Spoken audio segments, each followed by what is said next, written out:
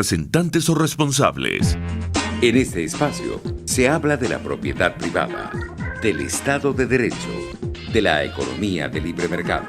Se habla de principios y funciones de la libertad en todos los ámbitos de la vida nacional. Aquí se habla libertad. RCR presenta Aquí se habla libertad con Víctor Maldonado.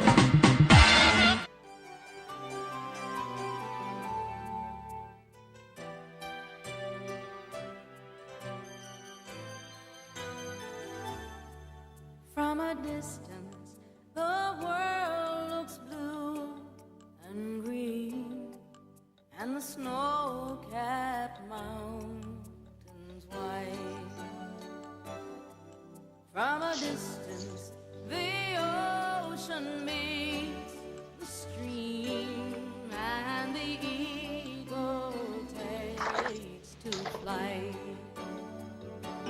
From a distance, there is harmony, and it echoes through the land. It's the voice of hope, it's the voice of peace, it's the voice of every man.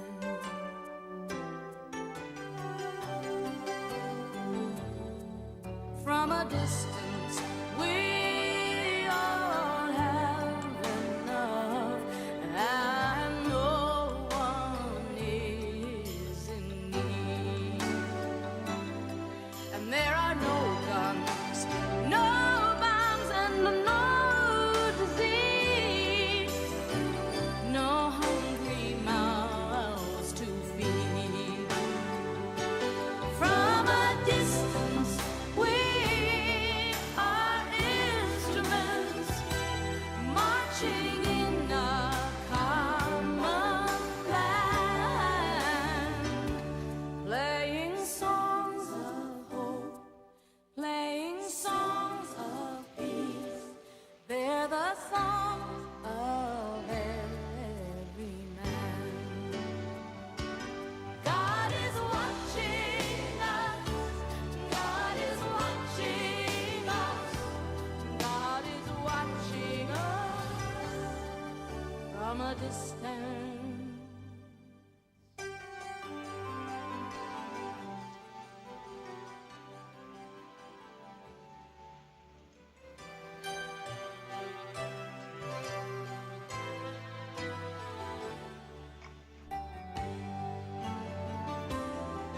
Ok. From a Distance, a la distancia.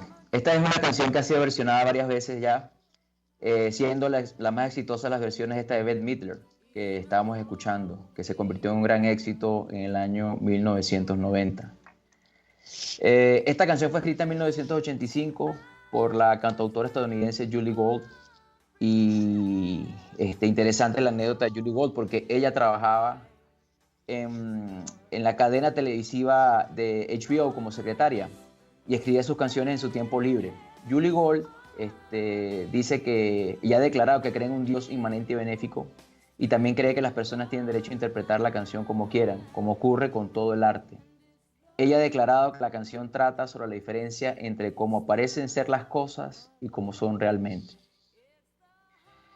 Es una canción espectacular, ¿no? La verdad es muy bonita y bueno, que siempre he escuchado y me llena de esperanza, ¿no? Con respecto a las personas y a la humanidad. Los santos del día. Hoy es el día de San Juan Damasceno, sacerdote y doctor de la iglesia, y de Santa Bárbara, mártir. Con respecto a San Juan Damasceno, es interesante comentar que es el primero de larga fila de aristotélicos cristianos. Fue también uno de los grandes poetas de la iglesia oriental.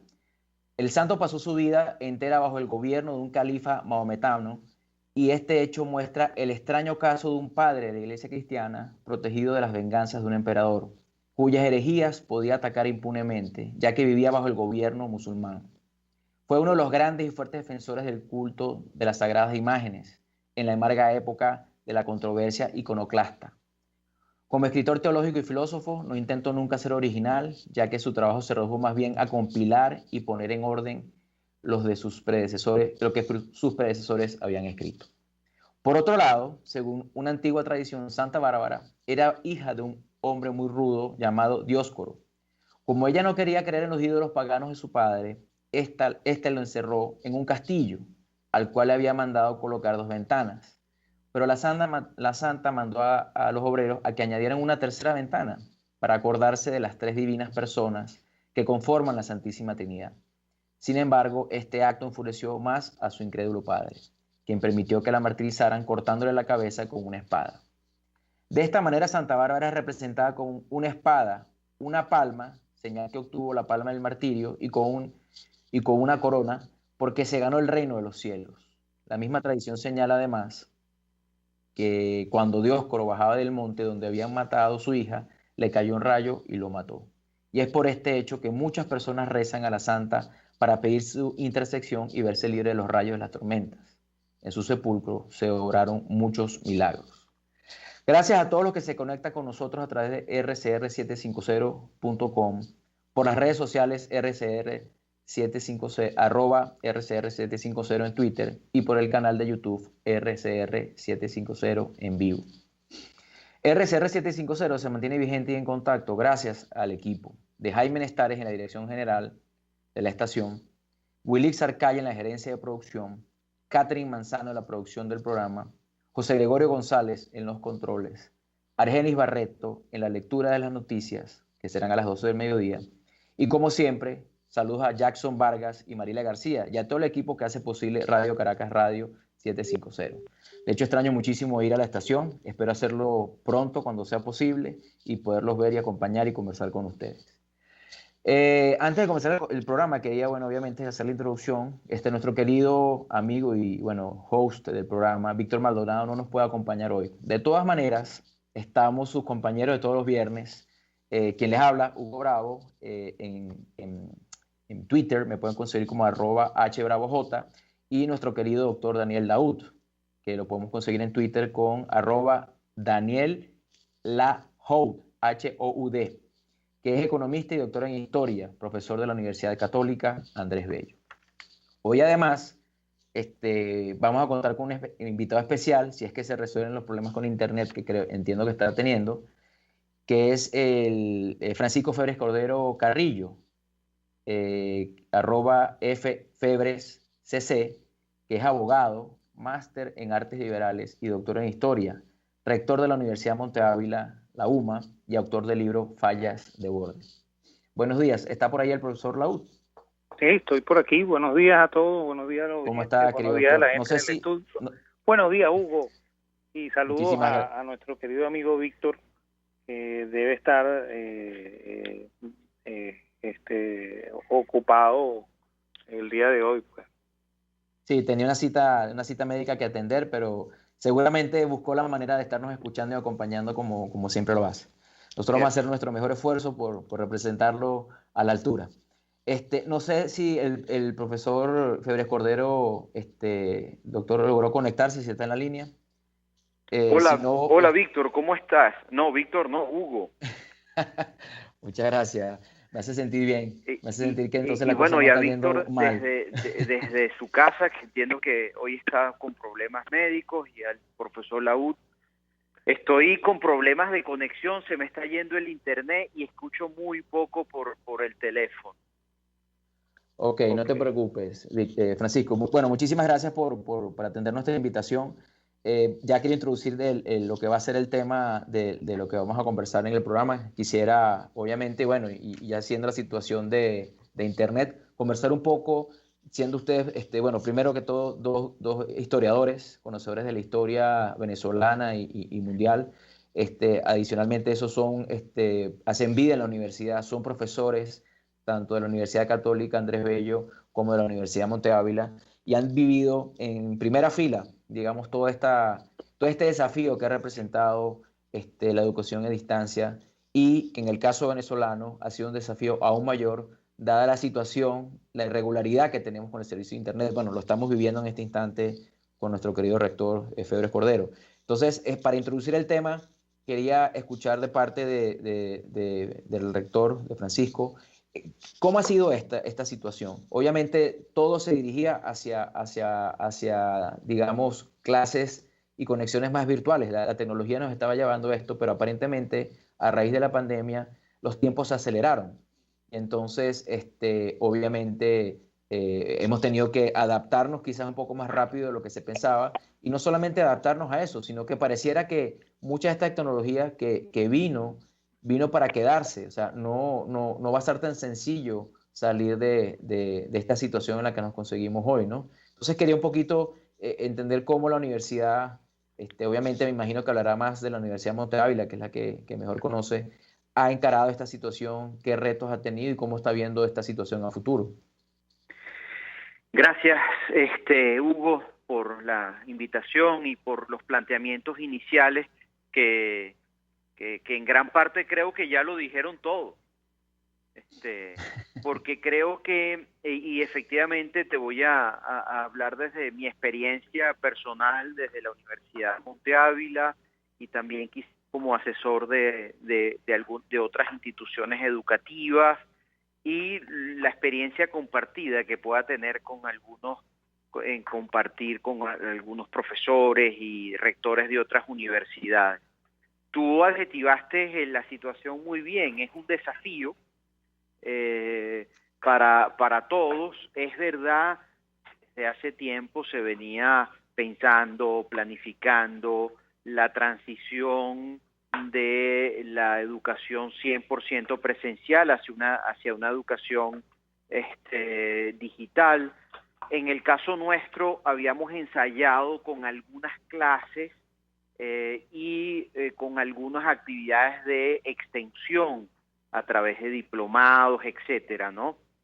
Pero efectivamente a partir de marzo vino sobrevenidamente la necesidad de planificar todos unos procesos educativos, administrativos, porque no solamente al pensar en la educación virtual, a veces se piensa, eso es simplemente dar clases por internet y tal. No, hay toda una cuestión administrativa, de control de estudio, de seguimientos de profesores, de metodologías y dinámicas de evaluación que te tienes que plantear a la hora de dar una educación virtual de calidad y lograr no solamente el acceso de los alumnos a estas plataformas digitales, sino garantizar la calidad y la prosecución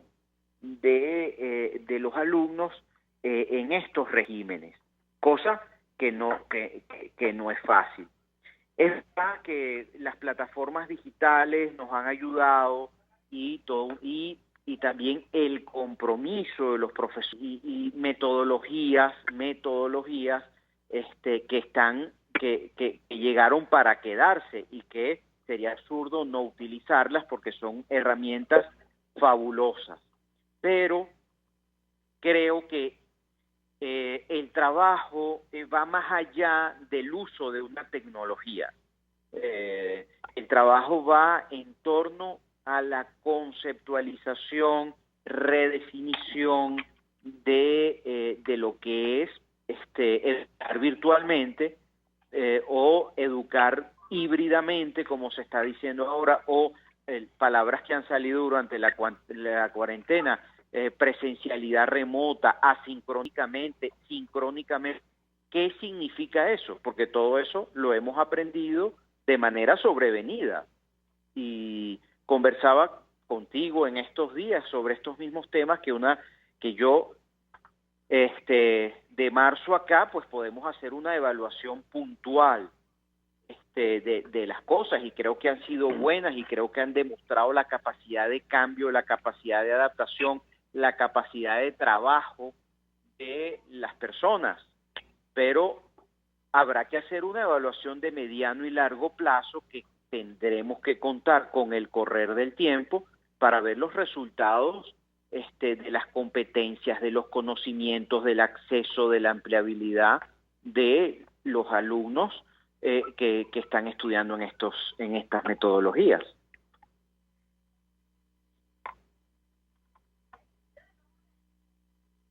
¿Aló? ¿Aló? Pareciera como que a Disculpe, Hugo se le creo cayó que no hay, la creo que no hay, conexión, disculpen, ¿no? creo que no hay ningún Pero, área que haya mencionado que no sea un desafío, ¿no? O sea, porque cuando uno piensa en las clases virtuales, piensa en la conexión del profesor con el alumno y viceversa, ¿no? Esa interacción, pero aquí estamos hablando de que todo el proceso, digamos, administrativo, de todos los diferentes procesos que ocurren dentro de la universidad se han visto afectados y han tenido que manejarlos, es bastante más complejo.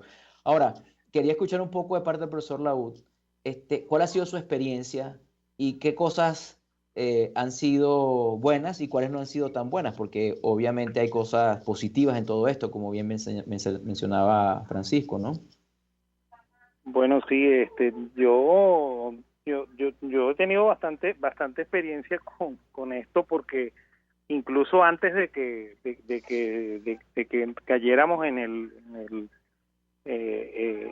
esta condición de pandemia, y de tener que quedarnos en casa para trabajar, ya yo había experimentado con cursos a distancia, ¿no? Claro, no cursos, sino cursos de extensión, ¿no? O sea, no cursos formales, sino cursos de extensión, ¿no? Entonces, claro, tenía una experiencia previa, ¿okay? Y eso me sirvió bastante para poderme organizar, ¿no? ¿Okay? Pero ciertamente es bien complicado el dictar clases a distancia, fundamentalmente porque exige un esfuerzo adicional, ¿no? O sea, tú tienes que planificar con muchísimo más cuidado lo que vas a comentar con los alumnos, ¿okay? Tienes que ser muy preciso en tu comunicación, ¿okay? Porque efectivamente tú pierdes ¿cómo se llama? Un feedback que para mí es vital, ¿no? Es cuando tú das clases presenciales, tú te das cuenta inmediatamente en la cara de los alumnos si ellos no están entendiendo lo que tú estás comentando. Entonces, claro, cuando la clase se vuelve a distancia, se pierde esa ventaja, ¿no? Y bueno, ahí queda sometido a que el alumno repregunte diciendo: profesor, mire, yo no le entendí, usted no me podría repetir eso que dijo. Y afortunadamente eso me ha pasado, ¿okay? Me ha pasado bastantes veces. O sea, los alumnos preguntan porque tienen curiosidad y porque no entendieron, o sea, yo no logré comunicar efectivamente el asunto que se trataba, y el alumno pregunta, ¿no? A veces también ocurre por problemas de conexión, ¿no? Que eso sí es quizá el drama más grande en Venezuela. Los alumnos me piden a uno que repita porque ellos no escucharon, pues, porque sencillamente el audio no funcionó adecuadamente y el mensaje no llegó al otro lado, ¿no? Esas son las cosas que uno pierde, ¿okay? Entre la virtualidad y la presencialidad, ¿no? Pero ahí también hay otra cosa, ¿no? El problema es evaluar, ¿okay? Yo siempre he tenido un problema muy serio con la evaluación. O sea, yo incluso en clases presenciales siempre he sentido que ese es uno de los grandes problemas míos, ¿okay? Porque yo generalmente soy un profesor muy exigente, ¿okay? Y yo no sé si a veces se me pasa la mano en la exigencia, ¿no? Y en la virtualidad el gran problema es saber preguntar, ¿okay? Ese es el problema fundamental. O sea, ¿cómo sé yo que efectivamente el chico o la persona aprendió el tema que estamos trabajando? Pues entonces esa es la pregunta que está detrás de la pregunta que el profesor tiene que hacer. ¿Cómo el profesor se entera de verdad de que el alumno entendió los conceptos que se buscaba inculcarle, y bueno, y la temática que se buscó enseñar, ¿no? Ese es el gran problema, ¿no? Yo creo que ahí yo tengo muchas cosas que aprender todavía. O sea, yo Sí. todavía estoy muy crudo en ese tema y creo que tengo que aprender bastante, ¿no? Bueno, yo me esfuerzo por tratar de hacerlo, ¿no? ¿Sí? Claro. Bueno, creo que como bien dicen, hay una serie de desafíos implícitos, ¿no? O sea, creo que de entrada implica mayor responsabilidad del estudiante en el sentido de que va a tener que hacer un esfuerzo adicional en términos de estudiar, de leer más, de ser más proactivo en buscar al profesor en algunos casos. Y por otro lado, desde el punto de vista del profesor, también va a requerir muchísimo más tiempo de atención y de procurar a los alumnos, ¿no? Algo que haría en vivo y en directo en las clases, o sabe, típico que cuando terminan las clases se quedan los alumnos 5 o 10 minutos haciendo consultas, no es algo tan necesariamente directo, porque ya sea que no todos pudieron conectarse, ya sea porque iban a ver la clase después grabada, o ya sea porque simplemente están cansados y no lo quieren o no lo pueden hacer. Entonces plantea, digamos, ese desafío. No hay esa lectura, no hay ese contacto, ¿no?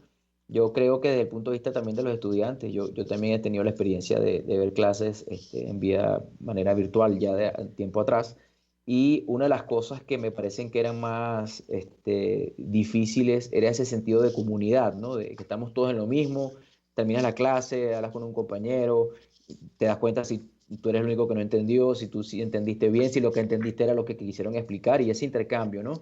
Y bueno, las veces que uno tenía chance de estudiar en la universidad, intercambiar ¿sabes? Estudios, ese espíritu de intercambio que también es fundamental en la universidad, no solamente con los profesores, sino también entre los alumnos.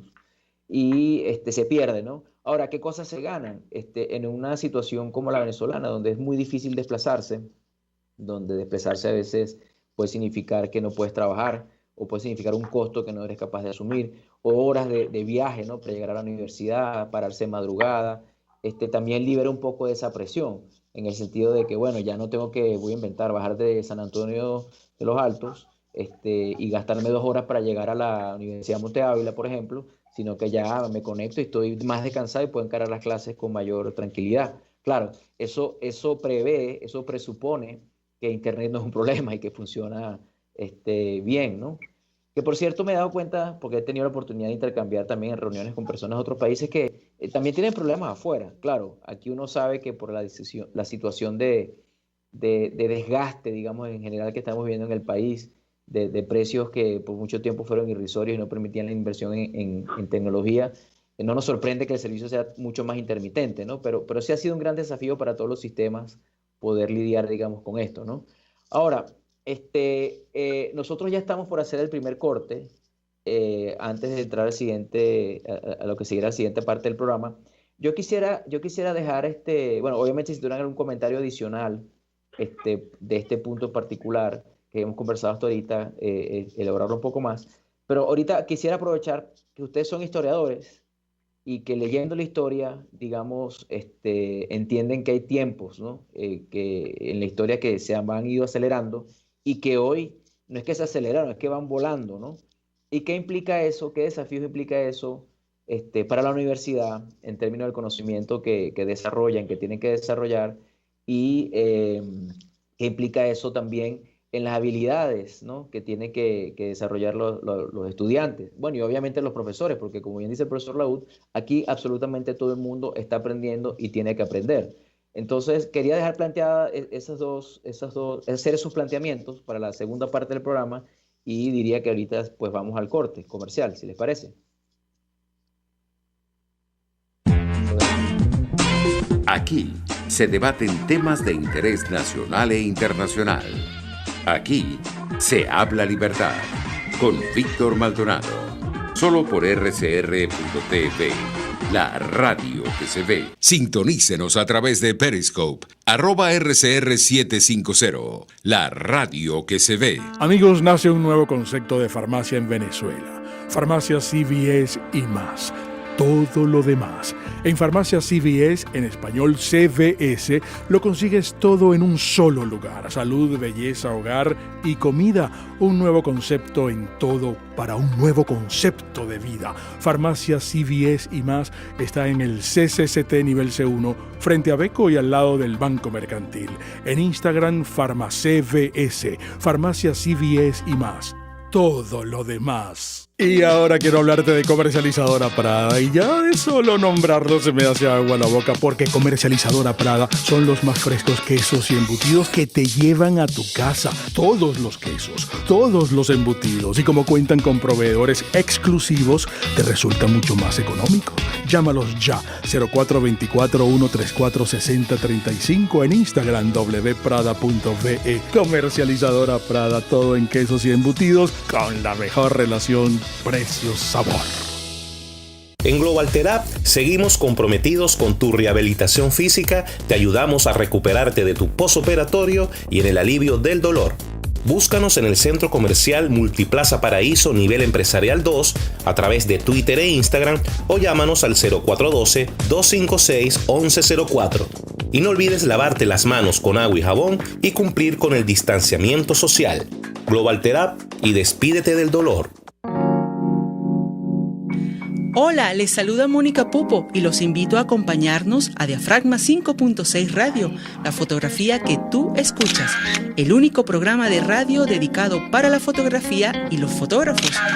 Diafragma 5.6 Radio, todos los sábados a las 11 de la mañana, por RCR, la radio que se ve. Moisés Naim en Efecto Naim. Hola, soy Moisés Naim desde Washington. Conéctese a rcr.tv. También nos puede seguir por @Efecto Naim en Twitter. Y estamos en Facebook y en Instagram. Y no olvide que puede disfrutar todos los contenidos del programa cuando usted quiera, suscribiéndose a nuestro canal de YouTube. Nos vemos en la radio. Los miércoles y viernes a las 7 de la noche. Solo por RCR 750 AM. RCR 750 AM, porque lo bueno une. Ideas para alcanzar un país con libertad económica, democracia política y seguridad jurídica. Aquí se habla libertad con Víctor Maldonado. Solo por rcr.tv, la radio que se ve.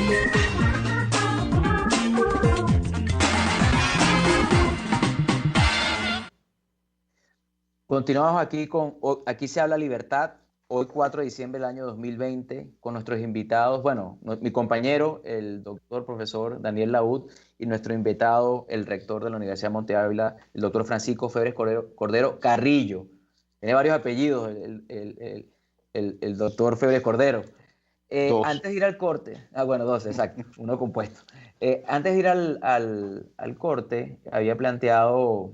desde el punto de vista histórico ya, ¿no? ¿Qué implicaba esta aceleración de los tiempos? ¿Qué implicaba estos avances tecnológicos que sabíamos que venían, pero vinieron mucho más rápidos?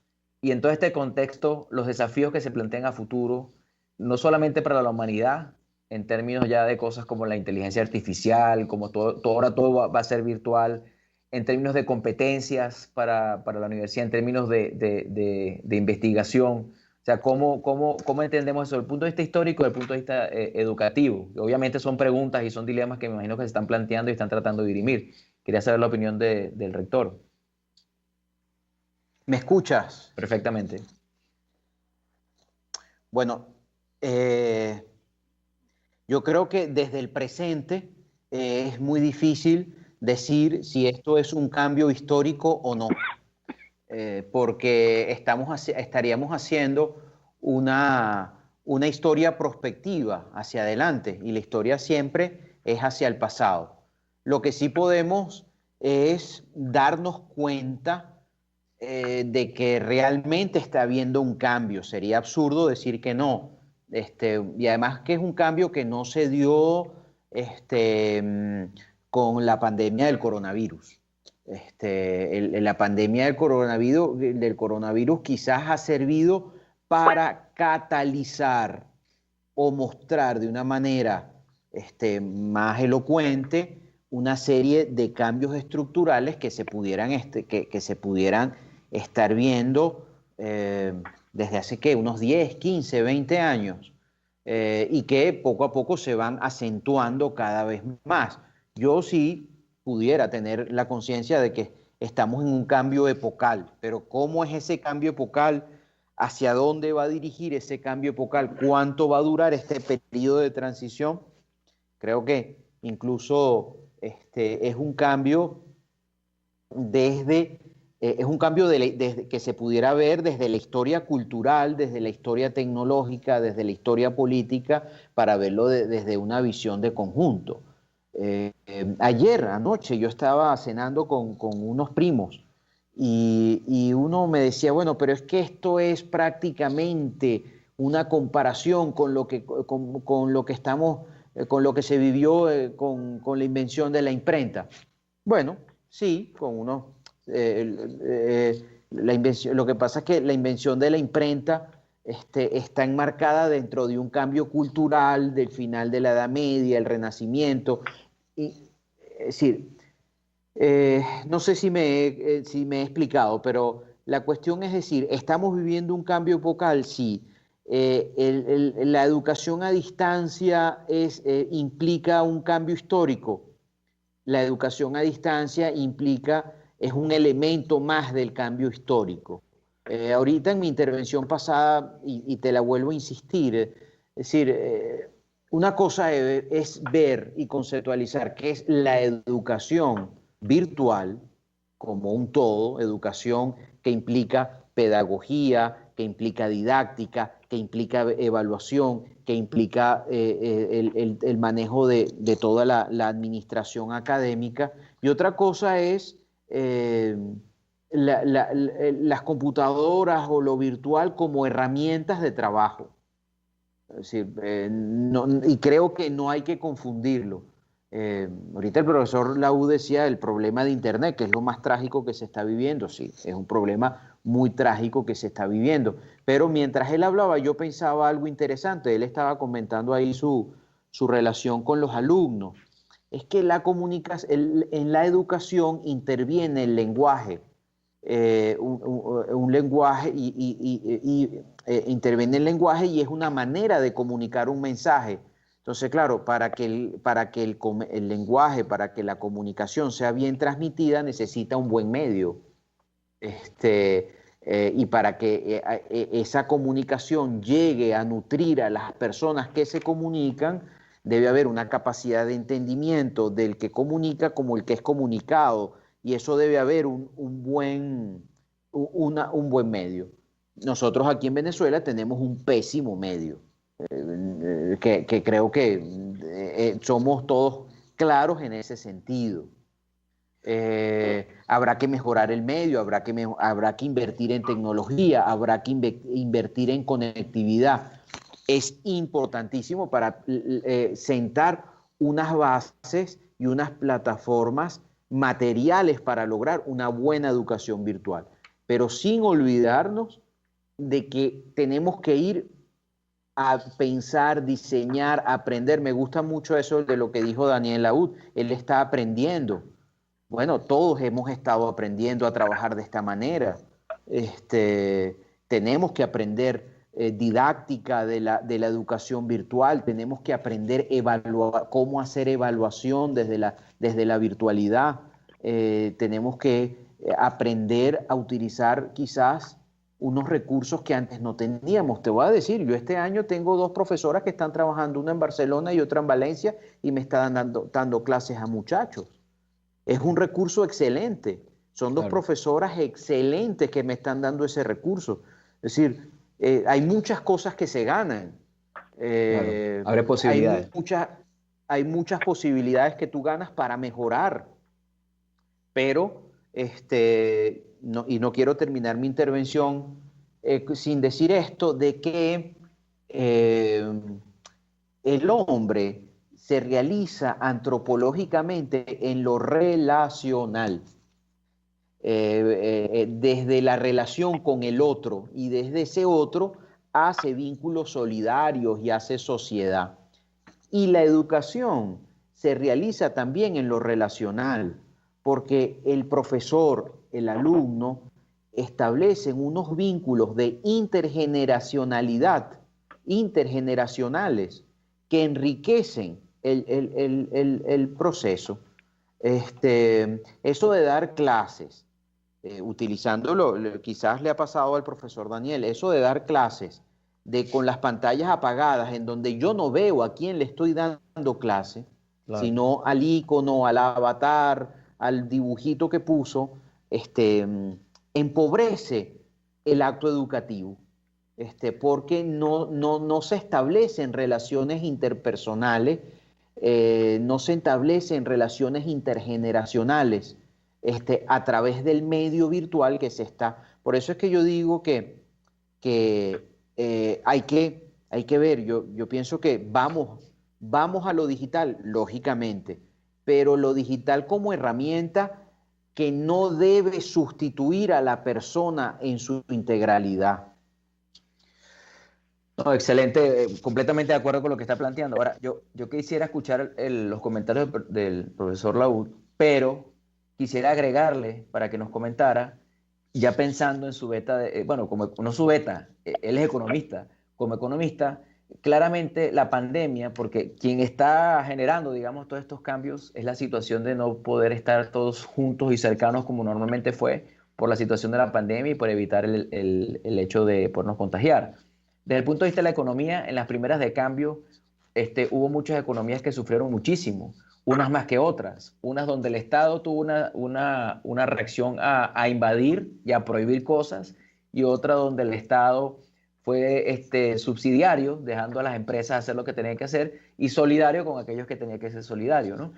Y en ese sentido, hay países, hay industrias que han sufrido mucho. Obviamente hay industrias que han sufrido mucho, o sea, ir a un restaurante ya es poco, lo haces muy poco. Se activaron todos los sistemas de delivery, todo el tema del trabajo también. O sea, hay gente que se está planteando, si la gente puede trabajar desde su casa, hay un ahorro importantísimo que en estos momentos de crisis son necesarios para que sean viables las compañías. Pero también implicaciones desde el punto de vista de las personas trabajando en su casa. O sea, no hay mucha gente que tenga el espacio en su casa adecuado para trabajar. La silla, el escritorio, el ambiente y la comodidad. Entonces hay una serie de desafíos que se plantean, y quería entender un poco desde el punto de vista del profesor Laúd, cómo él ve estos cambios, qué le preocupa, qué tendencias se generan en todo esto, que nos comentara más allá de la parte educativa, que obviamente nos interesa escuchar, cómo ve esto que está creándose ahora, este cambio epocal, este cambio de hábitos, de manera de trabajar. Bueno, fíjate, yo soy muy cauteloso, ¿no? Yo no, al igual que el rector, ¿no?, Febres Cordero, yo tengo el problema de que veo la historia como el recuento del pasado, ¿no? Y yo soy muy cauteloso a la hora de hacer estimaciones de lo que puede pasar, ¿no? Porque la historia no sirve para eso, pues. Nunca ha servido para eso, porque la historia en realidad, como dijimos, es un recuento del pasado, no es la prospección del futuro, pues. Y yo creo que más bien hay que dejar que el proceso evolucione, ¿okay? Como tocaría, ¿no? O sea, como los seres humanos lo movemos a través de nuestro libre albedrío, ¿no? Y creo que al final veremos el resultado de esto, ¿no? Ahora, desde el punto de vista de lo que yo estoy viviendo, ¿okay?, del presente, ¿okay?, yo veo muchas ventajas en esto, ¿no? Y las ventajas que veo son ventajas de un nuevo medio, ¿okay?, que también lo comentó el rector Febres Cordero. Es una nueva manera de comunicarse, ¿no? En Venezuela no es la mejor del mundo, ¿okay? Tengo entendido que en algunos países también pasa parecido, pero no sabemos y nos imaginamos que no, porque consideramos que el problema es únicamente venezolano, ¿no? Sin embargo, que a mí me ha tocado hacer comunicación con otras universidades porque me invitan a hacer alguna charla. Me han invitado, por ejemplo, a Ecuador, a Argentina, a Bolivia y me he dado cuenta de que ellos también tienen problemas de comunicación con el internet igual que nosotros, ¿no? Y se les ha complicado, ¿no? Hay un día en que para mí fue desastroso porque fui yo el que causó el problema porque no tenía manera de comunicarme con ellos, pero el resto de los días hasta me he dado cuenta de que las personas allá tienen problemas de conexión, ¿no? Yo lo veo como una oportunidad impresionante, ¿no? Y es más, esta semana yo estuve releyéndome el libro de los intelectuales en la Edad Media de Jacques Le Goff, que habla de cómo surgieron las universidades, ¿no? Y yo me siento un poco así, ¿sabes? Me siento un poco como los hombres de la Edad Media que estuvieron involucrados en la creación de las universidades porque estamos haciendo cosas nuevas, pues, ¿okay? Y eso me gusta, pues me hace sentirme bien, ¿no? Creo que una de las cosas más importantes en un profesor siempre es tratar de aprender, ¿okay? Más que de enseñar es aprender, ¿okay? Porque en la medida en la que uno aprende, uno es capaz de enseñar, ¿okay? Y creo que esta experiencia para mí ha sido enriquecedora en ese sentido, ¿okay? Yo prefiero ver el lado optimista de todo esto que ver el lado pesimista y el lado triste, ¿no? Creo que se puede crear muchas cosas y creo que lo vamos a hacer. Pues creo que estamos trabajando para crear cosas nuevas y para ofrecer cosas nuevas a la humanidad, ¿no? Y bueno, y también coincido con el rector Febres en el sentido de que esto es un proceso humano, pues igual que la comunicación, igual que la educación, igual que el lenguaje, todo esto son procesos humanos, pues, ¿okay? Y eso nos ayuda a realizarnos como seres humanos, pues, y entender que somos espíritu y somos además somos algo más que un mero animal con cuerpo, ¿no? ¿Okay? Eso es lo que yo creo, ¿okay? Sí. Bueno, claramente somos un ser individual, pero también somos un ser social. Y hoy extrañamos lo social porque es inherente a la naturaleza humana, ¿no? Nos hace falta estar con los otros. No, excelente lo que comentan. Yo me atrevería a hacer algunos comentarios en mi perspectiva personal y es que dos cosas. Uno, bueno, a mí me ha permitido más chance de estar en mi casa y poder compartir con mis hijos, con mi esposo durante el día, ¿no? Cosa que me ha hecho sentirme mucho más cercano, porque a mí por lo general lo que me pasaba es que me iba temprano al trabajo y llegaba tarde de la noche, cansado, no necesariamente con la misma disposición que uno tiene a lo largo del día, que está más energizado, ¿no? Entonces se plantean otras interacciones, otras maneras de estar cercanos que son buenas. Cansa también, ¿no? Que es el otro punto que quería que comentaran un poco. Está ocurriendo en las empresas que hay agotamiento de la gente. Porque si bien es cierto que no tienes que desplazarte al lugar de trabajo, esas comunicaciones informales que se dan en el pasillo con el de al lado, se dan a costa de más reuniones, de más crisis que manejar, porque obviamente estamos en una situación bastante irregular, o sea, no estamos en esta situación simplemente porque decidimos todos quedarnos en casa y trabajar remotamente, sino porque efectivamente hay un problema de movernos, de salir digamos, de nuestras casas, ¿no? Por todo el tema de la ¿cómo se llama? De la pandemia. Y la gente está agotada, porque hace todo en el mismo lugar, o sea, casi que desayuna, almuerza, cena, está de ¿cómo se llama? De papá, de empleado, de jefe, todo pasa en el mismo lugar, ¿no? Entonces hay un agotamiento, ese no saber también desconectar los espacios que está afectando, ¿no? Y en ese sentido, quería preguntarle al rector, si están viviendo esa situación, cómo la están confrontando, cómo están tratando de apoyar a los estudiantes y a los profesores, bueno, y entre ustedes mismos, entre el claustro académico, ¿no? Porque claramente todos somos humanos y todos lo estamos viviendo de alguna manera, ¿no? Sí, sí estamos viviendo la realidad del cansancio y ya quizás no de cansancio, sino de un agotamiento en diversas personas. en diferentes personas que se cansan del sistema, se cansan del medio, se cansan de la pantalla.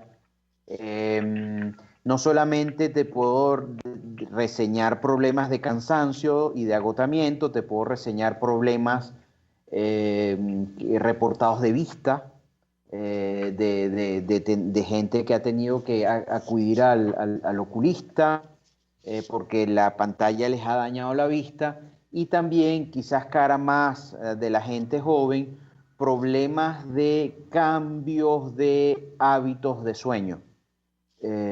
Porque demasiado tiempo en la pantalla, me comentaba alguien de una persona, ocasiona un aceleramiento interno y le cuesta, después de estar todo un día en pantalla, disminuir vamos a decir, bajar las revoluciones internas y dormir.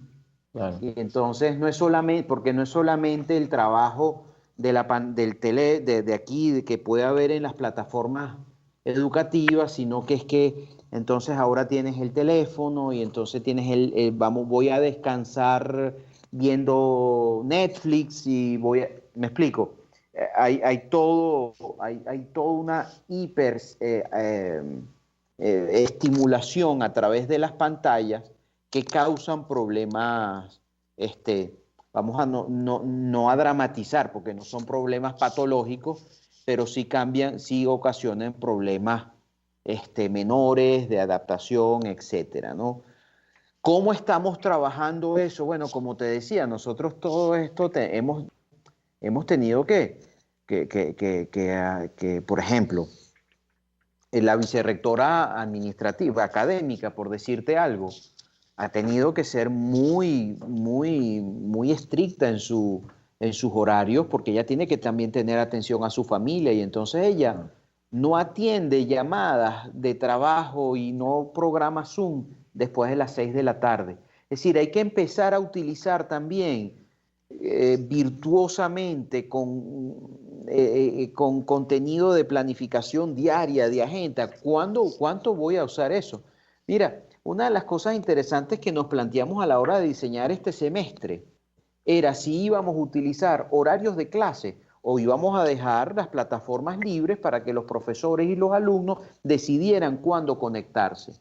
Los alumnos pidieron que hubiera horario, los profesores pidieron que hubiera horario y que se llevara la cuadrícula del horario, porque los organizaba, porque al principio, no, que me estoy conectando hasta las 11 de la noche y quizás hubo una emoción y una ola de emoción, porque es que tengo clases larguísimas. Eso no es didáctico, tener clases larguísimas. Lo mismo pasó con el tema de las tareas, que ustedes se debieron haber también enterado. No, que es que ahora las tareas son larguísimas y entonces, bueno, todas esas cosas son, como dijo Daniel Laud, procesos de aprendizaje didácticos, pedagógicos y evaluativos, porque no necesariamente, ahora sí es verdad que les voy a mandar 25 PDF para que se los lean. No te los vas a leer, porque incluso la lectura en PDF para estudiar es distinta. Es decir, me explico. Entonces, bueno, creo que todo esto es un proceso de aprendizaje y hay que aprender a descansar, así como que hay que aprender a trabajar, hay que aprender a descansar en este periodo tan inédito que estamos viviendo. Yo te voy a decir, yo no estoy diciendo aquí, yo pienso que por lo menos mi universidad el próximo semestre se va totalmente virtual. Claro. Porque no hay unas condiciones para el retorno. No hay condiciones para el retorno. Tú ahorita hablabas de la economía, lo que ha afectado desde el punto de vista de la administración. Mira, si yo me planteo yo tengo que estudiar muy bien eso, porque si yo me planteo un retorno, yo tengo que dividir salones para garantizar la distancia social. Claro. Y al dividir salones, divido horarios y divido atención de profesores y divido sueldos. Claro. Sí, entonces, me tengo que pensar muy bien eso. Y entonces voy a tener dobles turnos que antes no tenía y personal de apoyo y obrero que antes no tenía porque tengo que garantizar. Entonces, oye, me tengo que pensar un retorno progresivo. Es curioso, porque así como a partir del 13 de marzo no hubo un proceso de integración progresivo, porque el viernes 13 de marzo decretaron la pandemia y yo el lunes tenía que ir a clase, el regreso no va a poder ser así. Yo digo que pasado mañana voy a regresar, no puedo. Sí, tendría que estar todas las actividades que cada persona realiza sincronizadas para que se dé. Sí. Y eso probablemente no va a ser así, ¿no? Me queda un minuto de programa. Yo le quería, y aquí me pidieron que tenía que ser mano de hierro. Profesor Laud, le quería preguntar. Usted lo sabe que Víctor nos pone en los palitos. Y bueno, y Catherine Manzano, que está ahí atenta, ¿no? Apoyándonos. En un minuto para cerrar, doctor Laud, que respecto a esto del agotamiento, respecto a esto que está, la situación en la que estamos ya más de 9 meses de pandemia trabajando en este esquema, ¿qué reflexiones de finales nos deja? ¿Qué recomendaciones de cosas que usted hace nos puede dejar que puedan quizás ser de utilidad? Bueno, mira, muy sencillo, las recomendaciones las dio el mismo rector Febres Cordero, o sea, las personas tienen que aprender que hay un momento para descansar y un momento para trabajar. Y así como el libro del Eclesiastés, pues, hay que saber picar y decir hasta aquí. Y eso es lo que tenemos que hacer, pues, o sea, no se puede trabajar hasta las 3 de la mañana, ¿okay? Ningún ser humano lo hace, o sea, lo debe hacer. Okay, se puede, pero no se debe. Okay, y hay que saber limitarse. Okay, hay que saber también los límites de uno. Okay, esa es una de las cosas fundamentales. O sea, si uno quiere ser alguien en la vida, uno tiene que saber hasta dónde llega y qué puede dar. Okay, ese es mi consejo. Muchísimas gracias al doctor Francisco Febres Cordero, rector de la Universidad Monte Ávila. Muchísimas gracias a mi compañero todos los viernes, mi amigo y profesor Daniel Laud, historiador y profesor de la Universidad Católica Andrés Bello. Quería despedirme cerrando ya el programa entonces dándole las gracias a Jaime Nestares en la dirección general de la estación, a Wilix Arcaya en la gerencia de producción, a Catherine Manzano en la producción del programa. Me porté bien, Catherine, terminé a tiempo, le podemos decir a Víctor. José Gregorio González en los controles, Argenis Barreto en la lectura de las noticias que vienen ahorita en pocos minutos, y como siempre saludos a Jackson Vargas y Marilia García y a todo el equipo que hace posible RCR 750, y obviamente a todas las personas que nos acompañaron y nos acompañan todos los viernes, que tenemos el placer de venir y poder conversar con ustedes. Saludos a todos, muchísimas gracias. Que tengan un buen día.